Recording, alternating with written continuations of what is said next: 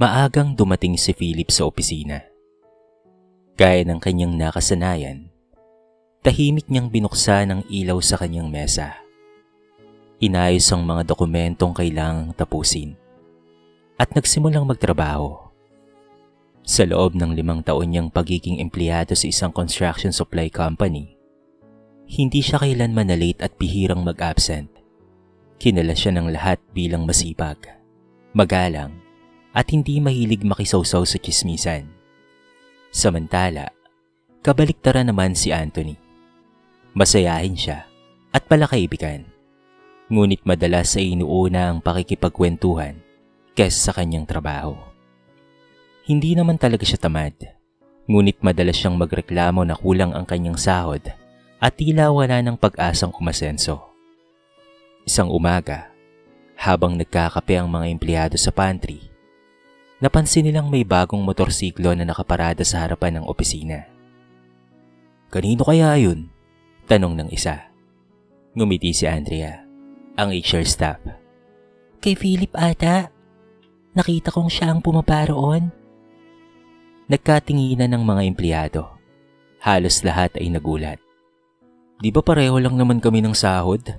bulong ni Anthony habang nakatingin sa motorsiklo. Hindi nagtagal, may isa pang balita ang kumalat. "Nakapagpatayo raw si Philip ng maliit na bahay sa kabilang barangay." Parang kumurot ang dibdib ni Anthony. Hindi siya makapaniwala. Habang siya ay halos kapusin buwan-buwan, ang tahimik niyang katrabaho ay unti-unti nang nakakamit ang mga pangarap. "Ano kaya ang sikreto niya, no?" tanong ng isa. "Baka may mayamang kamag-anak." "O baka naman may illegal na sideline." Unti-unting lumakas ang bulong-bulungan. Walang sino man ang nagtangkang tanungin mismo si Philip. Mas pinili nilang gumawa ng kanilang mga haka-haka. Habang naglalakad si Philip papunta sa kanyang mesa, napansin niyang biglang tumahimik ang paligid. Ngumiti lamang siya at nagpatuloy sa kanyang trabaho na para bang walang narinig. Hindi yun nakaligtas sa mata ni Andrea. "Lumalabis na ang pag-uusap ninyo." Mahinaw niyang sabi sa mga empleyado. "Hindi ba mas mabuting tanungin niyo siya kesa mangusga?" Napakamot na lamang sa ulo ang iba. Mula sa pantry ay narinig ni Aling Berna, ang matagal nang nag-aalaga ng pantry ng kumpanya. Rinig na rinig nito ang kanilang mga usapan. "Huwag kayong madaling mainggit," sabi niya habang nagsasalin ng mainit na kape. "Hindi niyo alam kung ano ang pinagdaanan ng tao bago niya nakuha ang mga bagay na meron siya ngayon." Ngunit hindi yun pinansin ni Anthony. Habang tumatagal, lalo siyang nababagabag. Paano nangyari yun? Paulit-ulit niyang tanong sa sarili. Pareho lang naman kami ng trabaho. Pareho lang ang oras namin sa opisina. Pag-uwi niya ng gabing iyon, hindi siya mapakali. Habang nakahiga, paulit-ulit na pumapasok sa isip niya ang bagong motorsiklo at ang bahay ni Philip. May tinatago talaga siya, bulong niya. Kinabukasan, lalo siyang naging mapagmasid.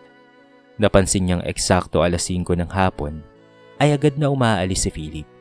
Hindi ito dumidiretso sa kantin o nakikipagkwentuhan tulad ng iba. Doon nabuo ang kanyang plano. "Hindi ako titigil hanggat hindi ko nalalaman ang totoo," baikpit niyang sabi sa sarili. "Susundan kita, Philip. Aalamin ko kung saan nanggagaling ang lahat ng meron ka." Hindi niya alam na ang kanyang paghahanap ng katotohanan ay magbubukas ng isang kwentong magbabago hindi lamang sa kanyang pananaw, kung hindi pati na rin sa direksyon ng kanyang sariling buhay. Mula nang malaman ni Anthony na nakapagpatayo ng bahay at nakabili ng motorsiklo si Philip, hindi na siya mapalagay. Sa bawat araw na magkasama sila sa opisina, lalo lamang siyang kinakain ng pagdududa. Hindi niya matanggap na may empleyadong katulad niya ang biglang umasenso ng ganon kabilis. May sikreto talaga ang taong yun, bulong niya sa sarili, habang palihim na pinagmamasdan si Philip na abala sa pag-aayos ng mga dokumento. Napansin ni Andrea ang kakaibang kilos ni Anthony. "Anthony, ayos ka lang ba? Parang wala ka sa sarili nitong mga nakaraang araw." "Okay lang ako," mabilis niyang sagot. May iniisip lang. Hindi na nagpumilit pa si Andrea. Ngunit alam niyang may bumabagabag sa isip ng kanyang katrabaho. Pagsapit ng 5:00 ng hapon, nagsimula nang magligpit ang mga empleyado. Gaya ng nakasanayan, tahimik na isinara ni Philip ang kanyang computer. Nagpaalam sa lahat at lumabas ng opisina. Ilang segundo lamang ang lumipas, sumunod na rin si Anthony. Sinigurado niyang hindi siya mapapansin. Sumakay si Philip sa kanyang motorsiklo at dahan-dahang umalis. Sumunod naman si Anthony sakay ng kanyang lumang bisikleta. Hindi siya halos kumukurap sa kakasunod. Sa isip niya, baka dadalhin siya dito sa isang mamahaling negosyo o sa kung anong transaksyong lihim. Ngunit nagulat siya nang huminto si Philip sa palengke. Palengke? Nagtatakang sampit niya. Tahimik siyang nagtago sa likod ng isang tindahan. Mula roon, ay nakita niyang lumapit si Philip sa isang maliit na pwesto ng gulay. Isang matandang lalaki ang nakaupo roon. Magandang hapon po, Mang Chris. Magalang nabati ni Philip. Salamat at dumating ka, anak. Marami tayong kailangang ayusin ngayong gabi. Agad na naghubad ng uniforme si Philip at nagsuot ng lumang apron. Walang pag-aalinlangan niyang binuhat ang mabibigat na sako ng gulay. Inayos ang mga paninda at tinulungan si Mang Chris sa pagtitinda. Hindi makapaniwala si Anthony. Sideline lang pala.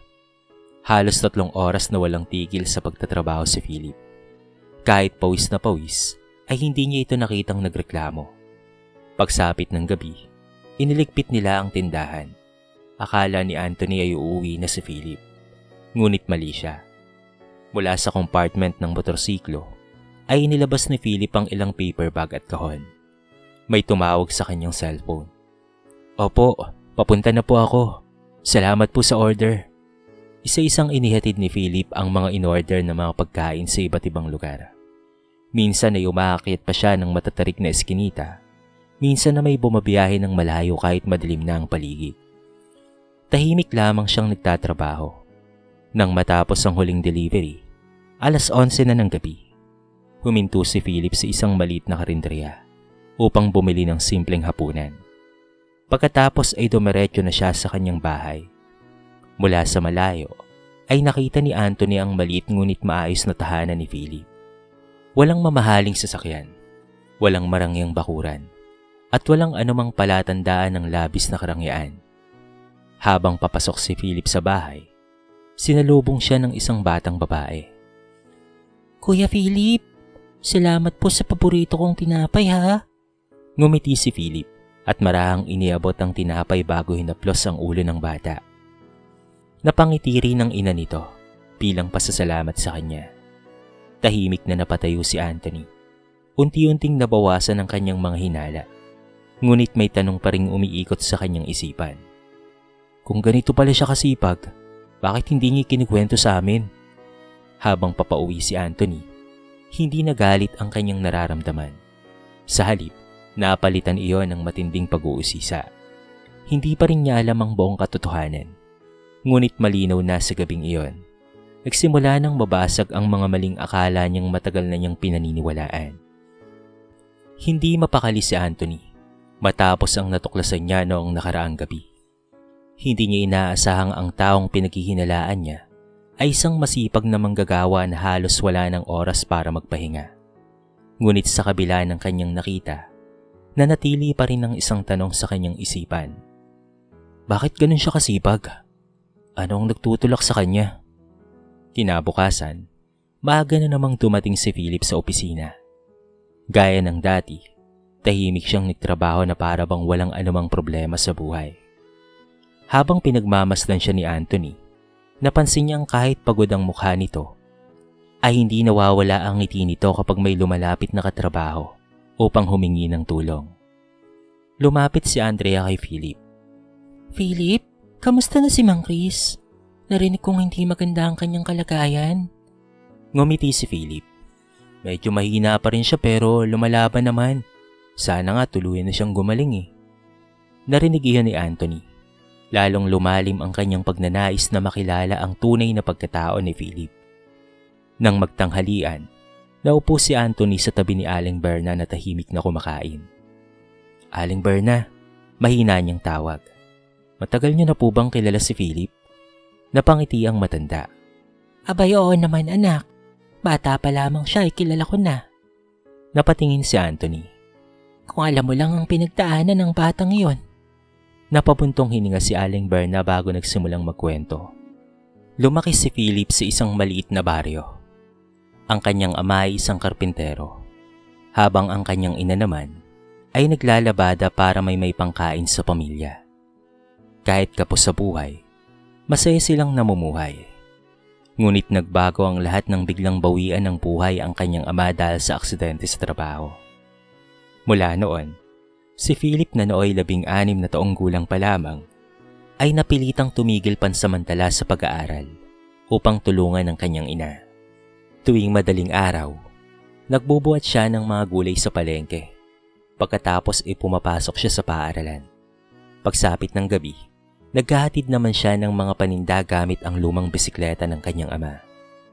Maraming gabing walang laman ang kanilang hapagkainan. May mga panahong asin at kanin lamang ang kanilang ulam. Kapag wala silang makain, si Aling Berna ang palihim na nag-iiwan ng tinapay at dilata sa kanilang pintuan. Huwag mong sabihin sa nanay mo na ako ang nagbibigay ha? Lagi niyang bili noon kay Philip. Hindi yun nakalimutan ni Philip. Sa kabila ng lahat ng pagsubok, hindi siya sumuko sa pag-aaral. Nagsikap siyang makapagtapos at nang makahanap ng trabaho, ipinangako niya sa sarili na hindi niya hahayaang maranasan muli ng kanyang pamilya ang matinding kahirapan. Mula sa kanyang unang sweldo, hindi siya bumili ng mga mamahaling gamit. Nag-ipon siya, nag-aral siyang mag-budget at unti-unti siyang nagsimula sa maliit na sideline. Lahat ng kinikita niya ay hinahati niya para sa pang-araw-araw na gastusin, ipon at puhunan. Napayuko si Anthony habang nakikinig. Bigla niyang naalala ang kanyang sarili. Tuwing sasahod siya, madalas niyang inuuna ang pagbili ng bagong cellphone, mamahaling sapatos at pagkain sa labas. Kapag nauubos ang pera, saka lamang siya magrereklamo na maliit ang kanyang sahod. Samantalang si Philip, bawat pisong kinikita ay may malinaw na layunin. Ngayon mo lang ba naiintindihan? Tanong ni Aling Berna. Tahimik na tumango si Anthony. Sa unang pagkakataon, naramdaman niya na hindi si Philip ang dapat niyang kainggitan. Ang dapat niyang tularan ay ang sipag, tiyaga at disiplina nito. Ngunit hindi pa niya alam na may mas malalim pang katotohanang malalaman siya. Isang lihim na magpapabago sa kanyang pagtingin kay Philip at magtuturo sa kanya ng tunay na kahulugan ng tagumpay. Lumipas ang ilang araw matapos marinig ni Anthony ang kwento ni Aling Berna patungkol sa nakaraan ni Philip. Unti-unti nang nababawasan ang kanyang pagdududa. Ngunit hindi pa rin niya lubos na maaalis ang hiya sa sarili. Naalala niya ang mga pagkakataong siya mismo ang nanguna sa pagkalat ng chismis sa opisina. Isang Lunes ng umaga, napansin ng lahat na hindi dumating si Mang Chris sa kanyang pwesto sa palengke. Nang matapos ang trabaho, agad na nagtungo si Philip sa tindahan. Hindi na napigilan pa ni Anthony ang sarili at palihim na sumunod muli. Pagdating niya sa palengke, nakita niyang si Philip lamang ang nag-aayos ng mga gulay at prutas. Mag-isa niyang binubuhat ang mabibigat na sako habang inaasikaso ang mga mamimili. Lumapit si Anthony sa isa sa mga tindera. Ate, nasaan po ba si Mang Chris? Napabuntong hininga ang babae. Ay, nasa ospital siya. Mataas ang blood pressure niya at pinayuhan ng doktor na magpahinga muna. Nagulat si Anthony. Bakit bukas pa rin ang tindahan? Ngumiti ang tindera habang itinuturo si Philip. Kung hindi dahil kay Philip, matagal nang nagsara ang tindahang iyan. Halos anak na ang turing ni Mang Chris sa kanya. Napalingon si Anthony kay Philip. Hindi lamang pala sideline ang ginagawa nito. Pinapanatili nitong buhay ang kabuhayan ng isang matandang tumulong din sa kanya noong nagsisimula pa lamang siya. Makalipas ang ilang oras, natapos ang pagtitinda. Akala ni Anthony ay uuwi na si Philip. Ngunit sa halip ay dumiretso ito sa ospital. Tahimik siyang sumunod. Sa labas ng silid ni Mang Chris, Nakita niyang nagbayad si Philip ng ilang gamot at laboratory fees. Philip, sobra na ang naitulong mo sa akin. Mahina ngunit may ngiting sabi ni Mang Chris. Hindi mo naman kailangang akuin ang lahat ng gastos. Umiling si Philip. Hindi po. Noong ako po ay walang-wala. Kayo po ang unang nagtiwala sa akin. Tinuruan niyo po akong magnegosyo at binigyan ng pagkakataong kumita. Kung hindi dahil sa inyo, baka hanggang ngayon ay hirap pa rin po ako. Hayaan niyo pong masuklian ko man lamang po ang lahat ng kabutihan niyo sa akin. Hindi na napigilan ni Anthony ang mapaluha. Doon niya lubos na naunawaan ng lahat. Ang bahay ni Philip ay hindi bunga ng pandaraya. Ang motorsiklo niya ay regalo ng mayamang kamag-anak. Lahat na ngayon ay bunga ng mahabang panahon ng pagtitipid, pagsisikap at walang sawang pagtatrabaho. Ngunit higit pa roon, ang tagumpay ni Philip ay nakaugat sa kanyang pagpapahalaga sa mga taong tumulong sa kanya. Kinabukasan sa opisina, hindi na nakatiis pa si Anthony. Lumapit siya kay Andrea habang nag-aayos ito ng papeles. Andrea, tama ka pala noon. Tungkol saan? Na hindi dapat manghusga ng hindi alam ang buong kwento. Ngumiti si Andrea. Matagal ko nang kilala si Philip. Hindi siya mahilig ipagmalaki ang mga ginagawa niya. Mas gusto niyang tahimik na tumulong kaysa humingi ng papuri. Napayuko si Anthony. Naalala niya ang lahat ng masasakit na salitang sinabi niya patungkol kay Philip. Lalo siyang nakonsensya nang mapansing normal pa rin ang pakikitungo nito sa kanya, na para bang walang nangyaring paninira. Habang pauwi si Anthony ng gabing iyon, isa lamang ang nasa isip niya. Hindi ako natalo dahil umunlad si Philip. Natalo ako ng sarili kong inggit. At sa unang pagkakataon, naramdaman niyang hindi lamang siya dapat humanga kay Philip. Kailangan rin niyang humingi ng tawad. Alam niyang darating ang araw na haharapin niya ito, hindi bilang karibal, kung hindi bilang isang taong handang aminin ng kanyang pagkakamali at magsimulang magbago. Lumipas ang ilang araw matapos malaman ni Anthony ang buong katotohanan patungkol kay Philip. Hindi na siya mapakali sa tuwing nagkikita sila sa opisina. Bawat pagkakataong makita niya itong tahimik na nagtatrabaho, ay lalo niyang naaalala ang mga maling paratang at chismis na minsan niyang pinaniwalaan. Isang hapon, habang nagliligpit ang mga empleyado, napansin ni Andrea na tila may gustong sabihin si Anthony. Anthony, may problema ba? Tanong niya. Huminga ng malalim si Anthony. May kailangan lang akong ayusin. Tumango si Andrea at ngumiti. Minsan, ang pag-amin sa pagkakamali ang unang hakbang para makapagbago. Pagkalabas ng opisina, nakita ni Anthony si Philip na naghahanda ng umalis sakay ng kanyang motorsiklo. Philip! Malakas niyang tawag. Huminto si Philip at hinarap siya.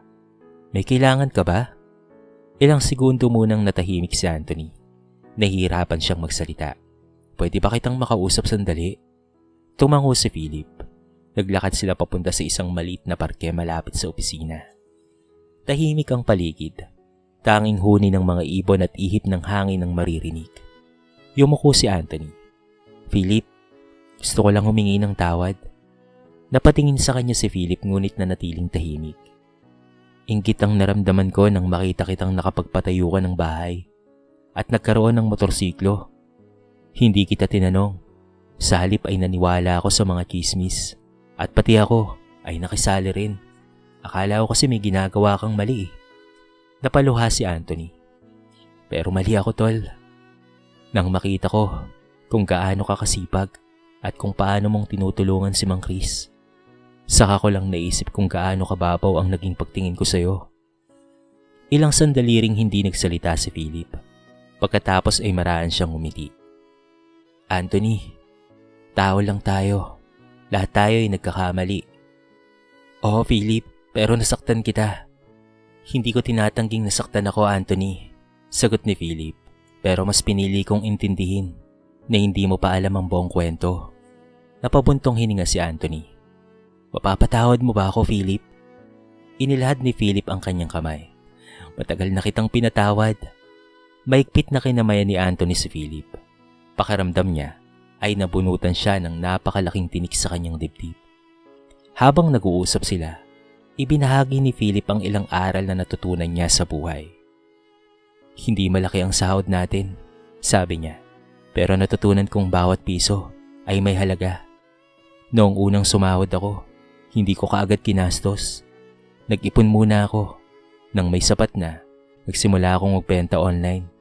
Maliit lang ang kita noong una, pero unti-unti itong lumaki. Tahimik na nakinig si Anthony. Alam mo ba kung ano ang pinakamalaking kalaban ng pag-unlad? Tanong ni Philip. Ano yun? Ang paniniwalang wala ka nang magagawa para baguhin ang buhay mo. Tumimos sa puso ni Anthony ang mga salitang iyon. Makalipas ang ilang linggo, nagsimula na rin siyang mag-ipon. Pinawasan niya ang mga hindi kailangang gastusin at tumingi siya ng payo kay Philip kung papaanong magsimula ng maliit na sideline.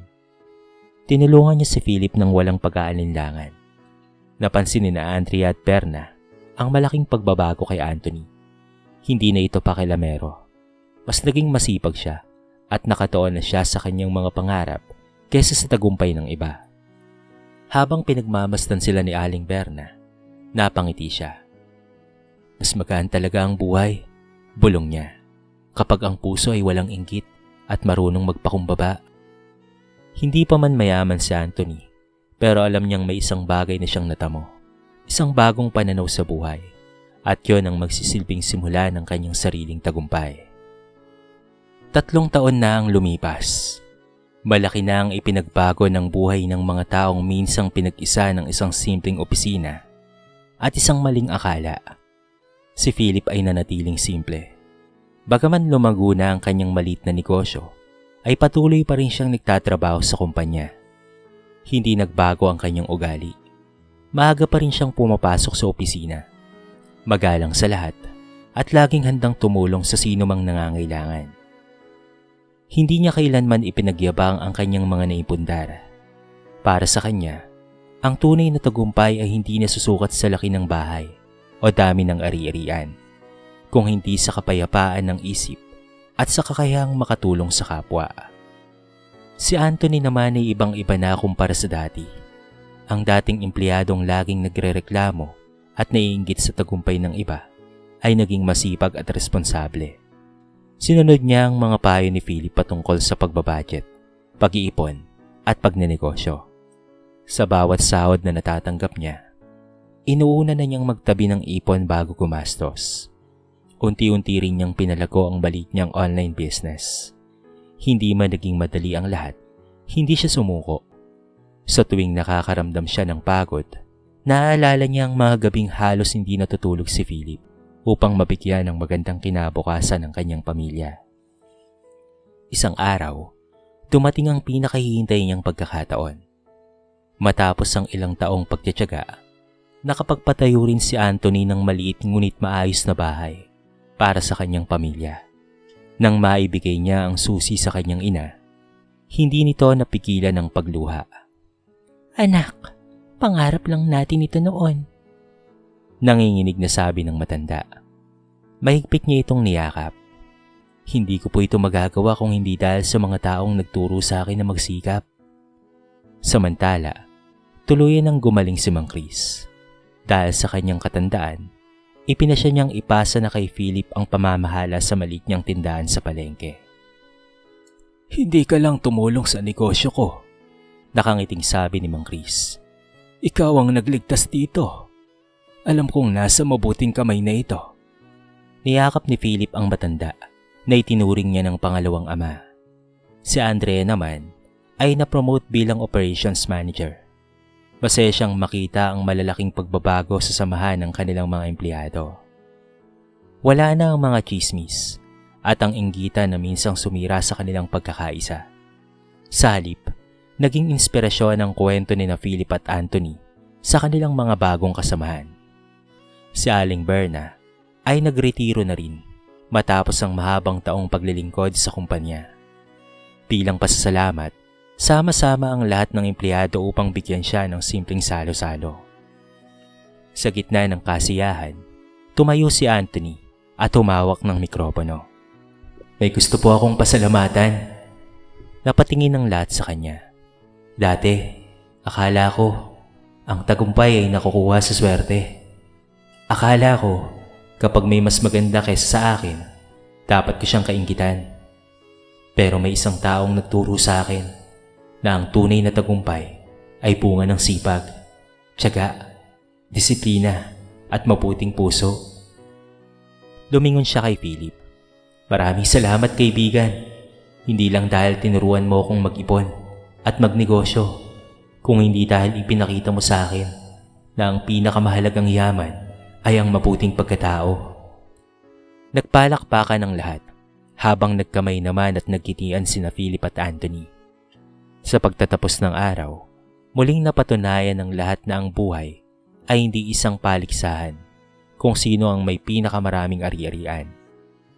Ang tunay na tagumpay ay ang kakayahang bumangon sa kahirapan ng may dangal, manatiling mapagpakumbaba sa gitna ng tagumpay at hindi kalimutang iabot ang kamay sa mga nangangailangan. Sa kwentong ito ay marami tayong mapupulot na aral. Minsan, madaling mainggit sa tagumpay ng ibang tao dahil ang nakikita lamang natin ay ang kanilang mga naipundar at magagandang bunga ng kanilang pagsisikap. Ngunit hindi natin nakikita ang mga gabing kulang sila sa tulog, mga sakripisyo, pagod at pagsubok na kanilang pinagdaanan upang marating ang kanilang kinalalikyan. Itinuro ng kwentong ito na ang sipag, tiyaga, disiplina sa paghawak ng pera at mabuting puso ang tunay na susi ng pag-unlad. Ang tagumpay ay hindi nasusukat sa dami ng ari-arian, kung hindi sa mabuting pagkatao, katapatan at kakayahang tumulong sa kapwa, kahit ikaw ay unti-unti pa lamang na umaangat. Sa halip na mainggit sa tagumpay ng iba, gawin natin silang inspirasyon upang lalo tayong magsikap, sapagkat ang bawat tagumpay ay bunga ng tamang desisyon, matinding pagsusumikap at hindi pagsuko sa anumang hamon ng buhay. Huwag mainggit sa tagumpay ng iba dahil hindi mo alam ang hirap at sakripisyong pinagdaanan nila. Sa halip, gawin silang inspirasyon. Ang sipag, tiyaga, disiplina at kabutihang loob ang tunay na pundasyon ng isang matagumpay at makabuluhang buhay. Dito na po nagtatapos ang ating maiksing kwento sa araw na ito. Sana po ay nagustuhan nyo. At sana po ay kinapulutan nyo ng maraming aral. Kayo mga kabarangay, anong masasabi nyo sa ating kwento? Comment nyo naman po sa baba ang inyong mga reaksyon at babasahin natin ang lahat ng yan. I-comment nyo na rin kung tagasaan kayo para naman malaman ko kung hanggang saan nakaabot ang video na ito. Paki-like and share na rin po ang ating kwento para mapakinggan rin ng iba. At kung bago ka pa lamang sa ating channel, baka naman pwedeng pakihit ang subscribe button at bell notification button para palagi kang updated sa mga bago nating upload na katulad nito. So paano mga kabarangay? Hanggang sa muli. Thank you so much and peace out.